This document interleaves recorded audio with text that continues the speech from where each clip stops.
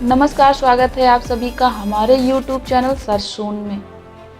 किराए पर रहकर नौकरी करने वालों के लिए अच्छी खबर। अब मकान मालिक नहीं वसूल पाएंगे मनमाना किराया। यूपी की योगी सरकार ने प्रदेश के सभी किराएदारों को बड़ी राहत दी है।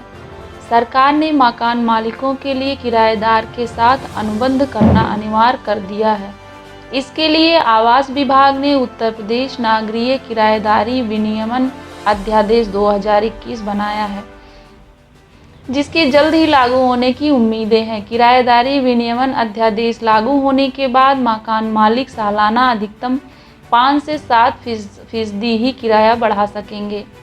योगी आदित्यनाथ ने मकान मालिक और किराएदारों के बीच विवाद सुलझाने के लिए इस अध्यादेश को मंजूरी दी है।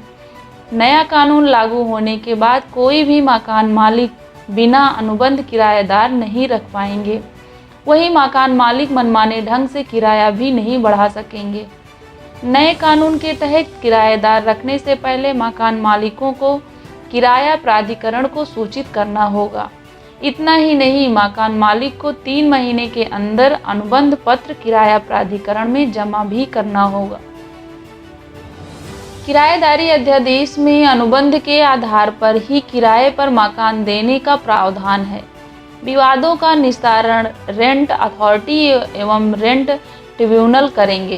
ट्रिब्यूनल को अधिकतम 60 दिनों में मामले का निस्तारण करना होगा। मकान मालिक किराए में मनमानी बढ़ोतरी भी नहीं कर सकेंगे। सालाना 5 से 7% ही किराए में वृद्धि की जा सकेगी। प्रदेश में वर्तमान में उत्तर प्रदेश शहरी भवन किराए पर देने किराया तथा बेदखली विनियमन अधिनियम 1972 लागू है। ये कानून काफ़ी पुराना हो चुका है। प्रदेश में इस समय मकान मालिक व किराएदारों के बीच विवाद बढ़ गए हैं।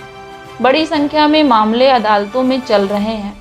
सुप्रीम कोर्ट के निर्देश पर प्रदेश सरकार ने केंद्र के मॉडल टेनेंसी एक्ट के आधार पर नया अध्यादेश तैयार किया है। इसे शुक्रवार को कैबिनेट बाई सर्कुलेशन के जरिए मंजूरी दे दी गई। अध्यादेश में ऐसी व्यवस्था की गई है कि मकान मालिक मनमाने तरीके से किराया नहीं बढ़ा सकेंगे। इसमें जो व्यवस्था है उसके अनुसार आवासीय पर 5% और गैर आवासीय पर 7% सालाना किराया बढ़ाया जा सकता है। किराएदार को भी किराए वाले स्थान की देखभाल करनी होगी। 2 महीने तक किराया न देने पर किराएदार को मकान मालिक हटा सकेंगे। किराएदार घर में बिना पूछे तोड़फोड़ नहीं कर सकेंगे। पहले से रह रहे किराएदारों के साथ यदि अनुबंध नहीं है तो इसके लिए 3 महीने का समय दिया गया है। किराया बढ़ाने के विवाद पर रेंट ट्रिब्यूनल संशोधित किराया और किराएदार द्वारा देय अन्य शुल्क पर निर्धारित कर सकेंगे। सिक्योरिटी डिपॉजिट के नाम पर मकान मालिक आवासीय परिसर के लिए 2 महीने से अधिक एडवांस नहीं ले सकेंगे, जबकि गैर आवासीय परिसर के लिए 6 माह का एडवांस लिया जा सकेगा। वहीं किराएदार मकान मालिक से बिना पूछे कोई तोड़फोड़ मकान में नहीं कर सकेगा।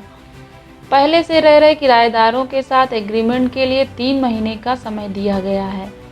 साथ ही ये कहा गया है कि मकान मालिक को किराए की रसीद किराएदार को देनी होगी। वहीं मकान मालिक को मकान में सभी जरूरी सेवाएं उपलब्ध करानी होंगी। बता दें कि केंद्र सरकार, राज्य सरकार या केंद्र शासित प्रदेश के उपक्रम में ये कानून लागू नहीं होगा।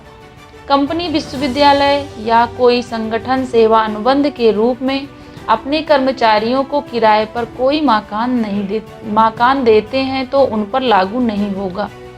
धार्मिक स्थान लोक न्याय अधिनियम के तहत पंजीकृत ट्रस्ट वक्फ के स्वामित्व वाले परिसर पर भी किराएदारी कानून प्रभावी नहीं होगा।